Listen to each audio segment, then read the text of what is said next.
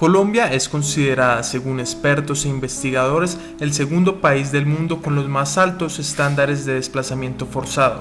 Con 5,3 millones de desplazados, a Bogotá han llegado alrededor de 350.000 de diferentes regiones del país, y a esto se le suman los 40.000 desplazados que han llegado a Soacha. Por estas cifras, Bogotá es considerada la ciudad con los más altos índices de desplazamiento forzado en el mundo.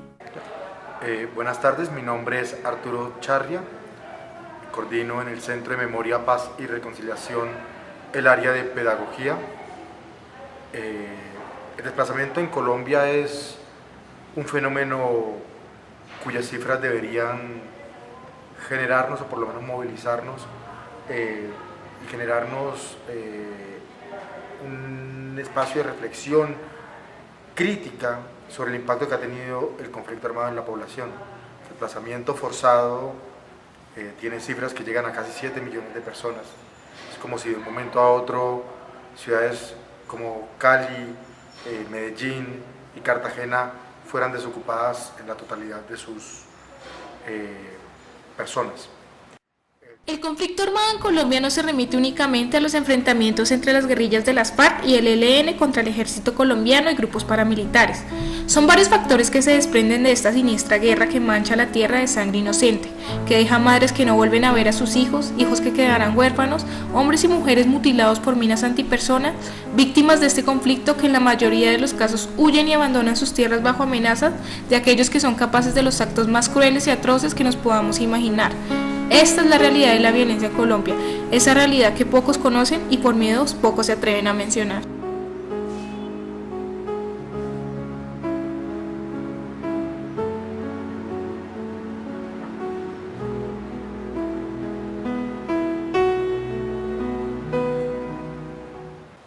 El desplazamiento forzado, para poder reflexionar sobre esta categoría, habría que pensar en dos elementos, unos elementos que son concretos, físicos y materiales, que implica abandonar un territorio, abandonar un lugar, una ciudad, un municipio. La persona se ve expuesta a perder sus bienes, se ve expuesta a perder su hogar, para llegar a otro lugar, a otro territorio que no conoce, y a pasar unas carencias físicas concretas. Adicionalmente, digamos, de estas pérdidas materiales, una persona que es víctima del desplazamiento forzado también tiene unas pérdidas que van más allá de lo material y que tienen que ver con la identidad que pierde cuando es expulsada de su hogar.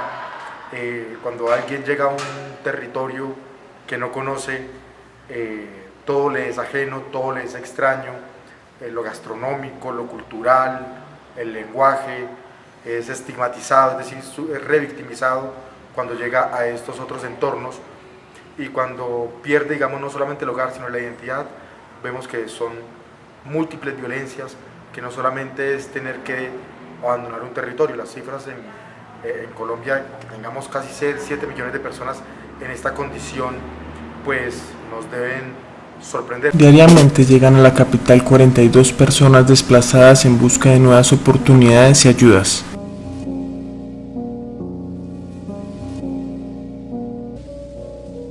Bogotá, además de recibir la mayor parte de la población desplazada por la violencia en Colombia, también se está viendo afectada con la conformación de grupos intraurbanos que atentan contra la población civil por medio de extorsiones, amenazas a pequeños y grandes comerciantes de la ciudad. Al parecer, el campo ya no es el único escenario al que afecta la guerra. Después del proceso de desmovilización con las AUC, la criminalidad y la delincuencia aumentó exponencialmente en el interior de Bogotá, en lugares como Bosa, Ciudad Bolívar, Kennedy y Rafael Uribe. Bueno, la verdad es que Bogotá ha sido epicentro del desplazamiento desde hace más de 100 años. Bogotá es una ciudad que fue parida por la guerra, digamos. Más del 50% de la población actual de Bogotá fueron personas que llegaron acá desplazados de alguna manera, ya sea por el abandono estatal o por cuestiones de guerra.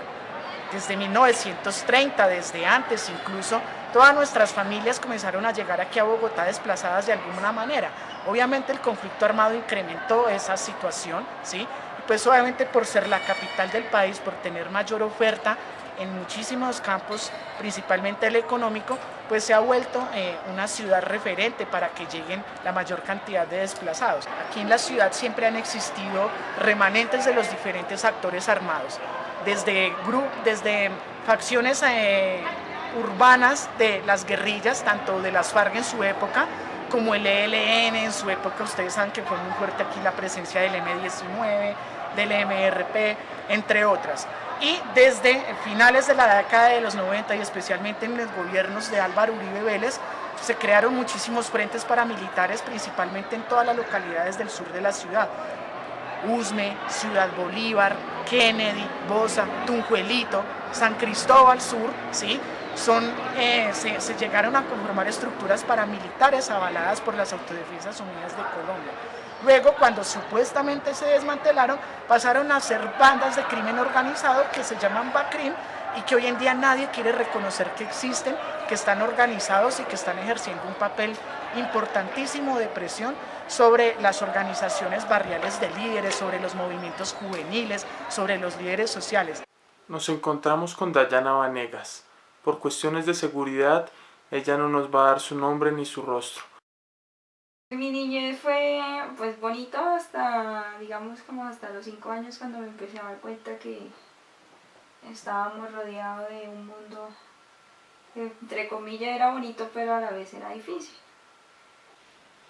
Pues lo que más recuerdo cuando era niña, ver tanto muerto entre paramilitares y guerrillas, y gente que se desaparecía, y gente que al día siguiente se encontraba a la orilla del río despedazada, brazos, piernas, se encontraban así personas. Entonces pues eso es lo que más recuerdo, y son las pesadillas que más tengo cuando me duermo todavía, de la persecución, de la gente llorando, de la gente desaparecida, de la gente que nunca más vieron a sus papás, ni a sus hijos, ni a sus hermanos, ni a su familia. Todo eso me marcan todavía esos recuerdos.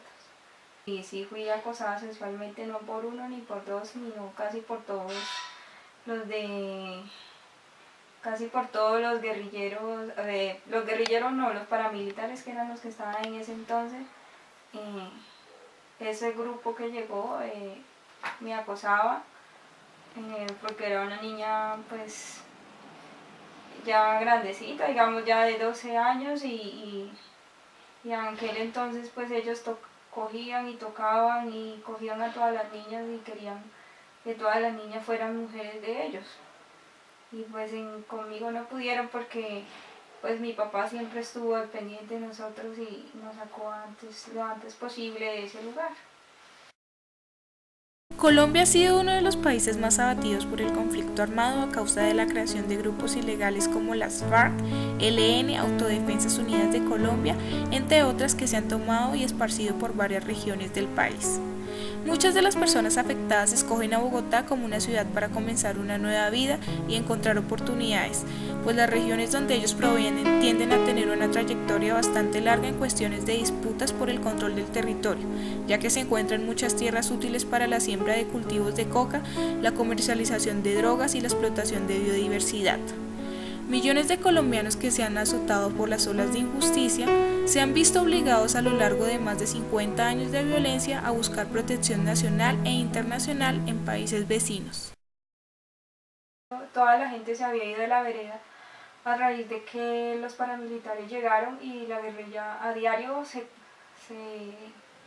tenían enfrentamientos más continuos, y no había ya colegio ni para nadie, ya no había nada. Entonces pues a raíz de eso ya nos tocó salirnos de la finca, y de la finca salimos al pueblo, y en el pueblo pues ya fue por las matanzas masivas también. De ahí nos tocó emigrar a Bogotá, porque ya le quitaron la finca a mi papá, le quitaron todo, y a raíz de eso pues también mataron a mi hermano, a uno de mis hermanos, y eso nos hizo venirnos a esta ciudad porque habían amenazas y no queríamos seguir en peligro, por eso nos tocó venirnos acá.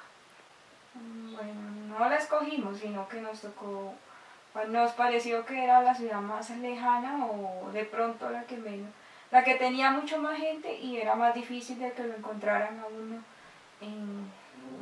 entre comillas, digámoslo así, si nos seguían persiguiendo o nos seguían buscando, era más complicado que dieran donde estaba uno. El Estado no nos ayudaba prácticamente en nada, solo las ayudas primarias y del resto nos ha tocado a nosotros solos. Pues las ayudas primarias fueron como que la ayuda humanitaria de pronto de un mercado de supuestamente de 900.000 pesos, pero una vez al año y nunca más nos volvieron a dar ayuda. ¿Qué le quiero yo decir al gobierno? Muchas cosas, pero pues la primera es que cumplan lo que prometen, que realmente verifiquen realmente las personas que tienen la necesidad y les cumplan, y que cumplan la ley 1448 que realmente dice muchos beneficios y muchos deberes que tienen los desplazados, pero nunca los han hecho valer, nunca nos los han entregado realmente lo que dice ahí en la ley 1448.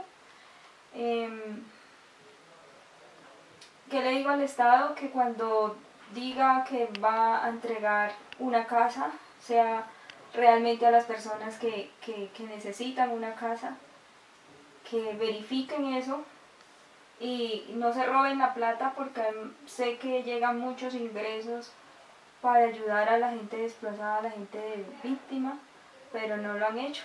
No han querido restituir a las personas o no le han querido reparar a las víctimas como deben ser.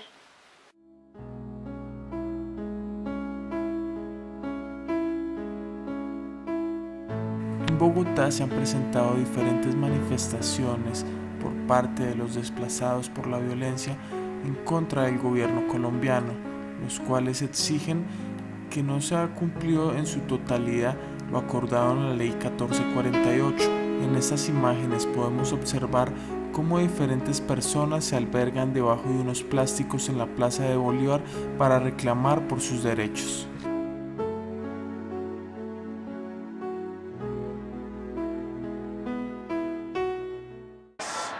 Yo hago parte del equipo de participación de la Alta Consejería para los Derechos de las Víctimas, la Paz y la Reconciliación.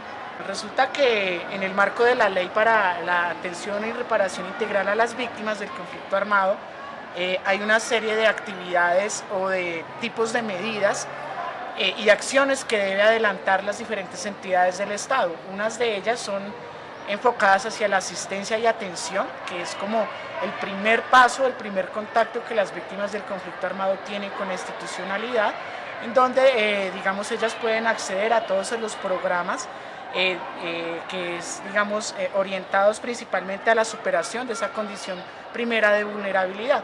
Por ejemplo, las personas que recién llegan a Bogotá, víctimas del conflicto armado desplazadas de las regiones, tienen acceso a una serie de servicios a través de unos lugares que se llaman los Centros Locales de Atención a Víctima, o CLAPS. En Bogotá hay 8, ¿sí? Esos dependen de la Alta Consejería para los Derechos de las Víctimas. También hay otra serie de procesos, por ejemplo, el proceso de participación, en donde a través del equipo de participación lidera diferentes estrategias. Dentro de ellas está la creación de las mesas locales de participación de víctimas. En Bogotá hay mesas de participación en cada una de las localidades y hay 3 mesas autónomas, 4 mesas autónomas, incluyendo la mesa distrital que congrega a todas las demás. Dentro de esas está la mesa autónoma afro, la mesa autónoma indígena y la mesa autónoma de mujeres y de asuntos de género, ¿sí? Todas ellas tienen por objetivo como brindar la participación directa de las víctimas en la construcción e implementación de esa política pública. Muy buenas tardes, mi nombre es Bonifacio López, yo soy profesional de la Unidad para Atención y Reparación Integral a Víctimas de la Violencia del Conflicto Armado, Ley 1448. En este momento hablamos del primer piso, que sería el cómo ingresar uno al edificio del Registro Único de Víctimas. Esto se hace mediante una declaración que una persona que haya sido víctima del conflicto armado, seguramente los hechos del derecho penal, estén inmersos en cualquiera de las disposiciones. Esto es desplazamiento forzado, minas personales, antipersona, lesiones personales, homicidio, entre otros, violencia sexual, que haya sido víctima de estos hechos. Estas personas van ante el Ministerio Público, llámese Procuraduría General de la Nación, llámese Personerías Territoriales o llámese Personería de Bogotá o Defensoría del Pueblo. Ellos hacen la declaración correspondiente y solicitan a la Unidad para Atención y Reparación de Víctimas que esta institución avale o determine si acepta o no acepta, o incluye o no incluye a esa persona que ha realizado la declaración. Esa sería la primera parte, y aquí esta persona que ha declarado tiene algunos derechos de ayudas humanitarias y ayudas de emergencia. Este básicamente es el primer paso. Dijimos que se ingresa al Registro Único de Víctimas mediante una declaración que hace. Posterior a esto existe un segundo piso. Dijimos que era comparado dentro de las vías del ejemplo con esta edificación de 3 plantas. En este segundo piso hay unos profesionales de la Unidad para Atención y Reparación de Víctimas de la Violencia que son los encargados de realizar la entrevista única, una entrevista única de caracterización, que lo que define esta entrevista es conocer más de esa víctima, de esa persona que ha hecho la declaración. ¿Qué buscamos? Dijimos conocer más y buscar poderle calificar frente a la vulnerabilidad o vulnerabilidad superada de esa persona, con el fin de, si todavía mantiene esa vulnerabilidad, entonces seguirla manteniendo dentro del programa que es establecido para la entrega de ayudas humanitarias. Si esa vulnerabilidad ya fue superada, desde luego que entonces invitamos o enviamos a esta persona a que llegue al tercer paso o tercer piso de la edificación, donde tendríamos que hablar de la reparación, de los temas de la reparación o indemnización por vía administrativa. El pasado miércoles 1 de junio, en una visita que realizamos al Centro de Memoria Histórica, Paz y Reconciliación, nos encontramos con un conversatorio de mujeres negras tras la huella de la herencia africana en pro de la reconciliación. Por los quehaceres diarios de esta ciudad que es tan complicada y por las complejidades y las marcas abruptas que dejó el conflicto armado y el desplazamiento forzado, nos vemos a veces obligados a no poner atención a los procesos, no tanto de forma sino de fondo. Mi nombre es Ana Beatriz Acevedo Moreno. Soy la representante legal de Asomadere y Familia, que es una asociación de mujeres y familias étnicas edificando redes de equidad víctimas del conflicto armado. Es un proceso organizativo que hacemos incidencia política y seguimiento a la ley 1448. Dentro de ese proceso estamos en la mesa de víctimas afro, que hacemos seguimiento a la ley 1448 y al proceso de paz. Como podrás ver, el Estado a los pueblos del Pacífico los tiene en total abandono. Mira, no sé si te diste cuenta el paro que hubo, más de 18 días de paro en el Chocó y Buenaventura, porque no cumplen los derechos, porque no se restablecen los derechos de los afros, de las víctimas, ni las comunidades en general. Afros, indígenas y víctimas en general. Bueno, llegamos aquí a Bogotá porque esa es la capital del país. Esta es la capital y es la mayor receptora de víctimas, y es nuestro sentido común venir hacia acá, porque sentíamos que cuando nos desplazamos acá estamos más protegidos, porque esta es una ciudad grande donde no nos pueden localizar fácilmente las personas que hacen amenazas a los líderes y a las comunidades. Que fuimos desplazados por los paramilitares y ahora estamos siendo amenazados por trabajo social, no sabemos por quién. A la organización nos ha llegado una serie de amenazas, entonces eso está también en un proceso de investigación.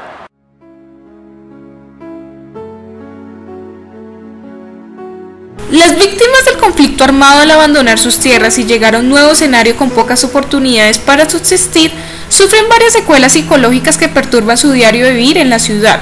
Los recuerdos del pasado se mantienen vivos en sus memorias y en sus rostros que retratan la cruda realidad de la guerra, esa misma guerra que ha marcado la historia.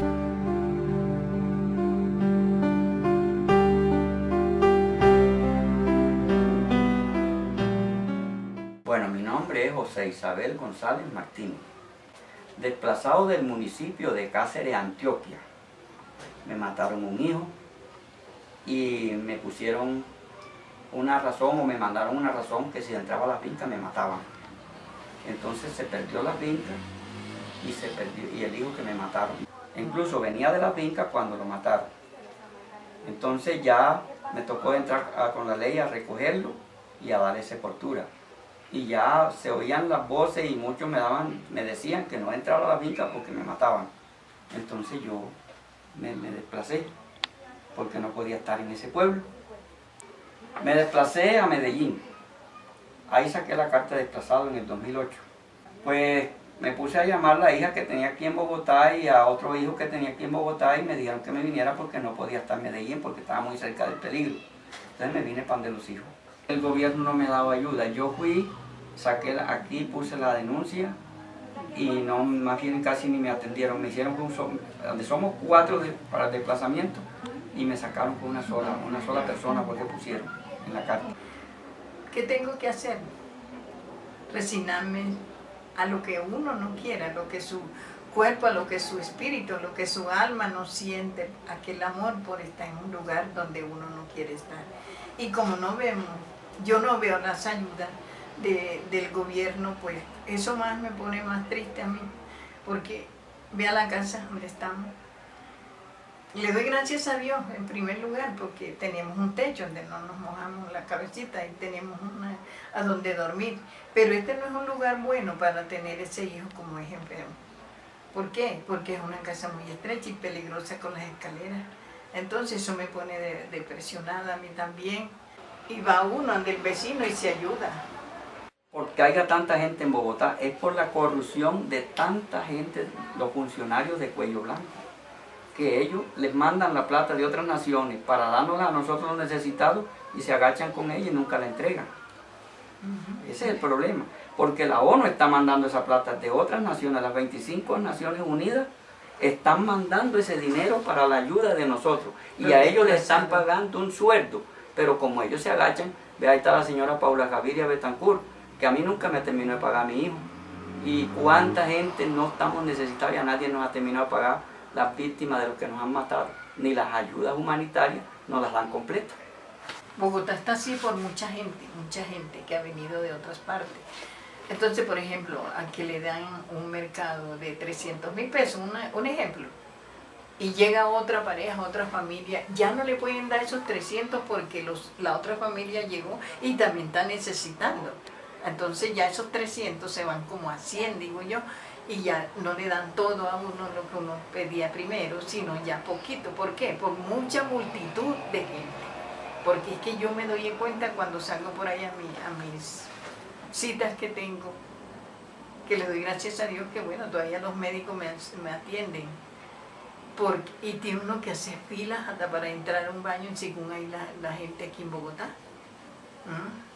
Eso digo yo que por eso también se ha puesto así, porque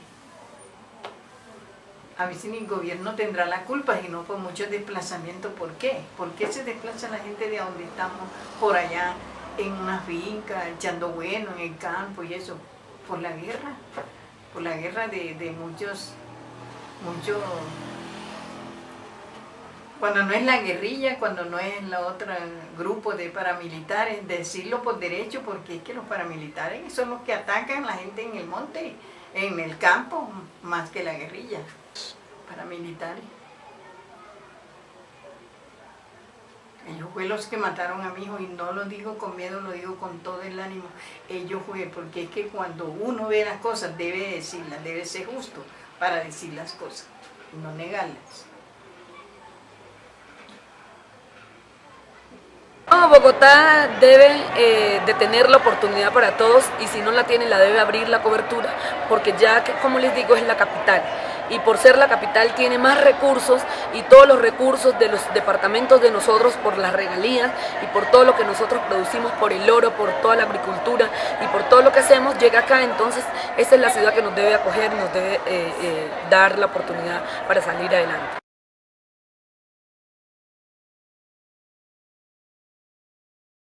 Pues bueno, hasta el momento lo único que se ha logrado es avanzar en un proceso de paz con las FARC.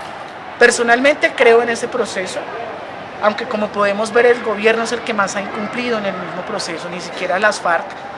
Pero realmente es que mientras en Colombia sigamos teniendo el modelo económico que existe, que es un modelo totalmente extractivista, un modelo en donde la economía se basa en temas como la minería, la apropiación de tierras, la intervención, la privatización, la llegada de multinacionales, transnacionales, es un tema donde siempre va a existir conflicto, ya sea que sea el ELN que sigue en el monte, ya sea porque están los paracos, ya sea porque hay disidencias de uno u otro, siempre va a existir ese tema porque se trata de un tema de control territorial. Colombia sufre la tragedia de su ventaja geográfica. Y mientras haya intereses por controlar la tierra y mantener monopolios, siempre va a existir un conflicto armado.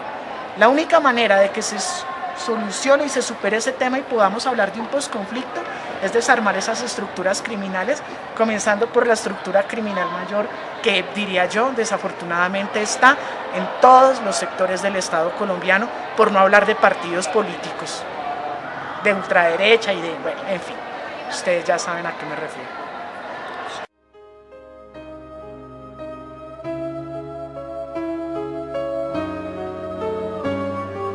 Ya hemos visto diferentes testimonios de víctimas, al igual que de funcionarios de aquellas instituciones encargadas de proveer el bienestar a aquellos que han sufrido el despojo de sus territorios a causa de la guerra. Parece injusto que en un país en donde el 1% de la población controla el poder político y los grandes medios de comunicación, mientras que el otro 99% trabaja a diario no para vivir, sino para sobrevivir en este país inundado por la corrupción y el olvido a los menos favorecidos. ¿Será justo que los congresistas y senadores ganen sueldos sobrevalorados por funciones que solo perjudican al pueblo colombiano, mientras que los campesinos y obreros sufren el flagelo de la pobreza en estos momentos en los que atravesamos por una etapa de posconflicto? La paz entre el Estado y las FARC solo es el inicio. La verdadera paz es una construcción de todos los colombianos.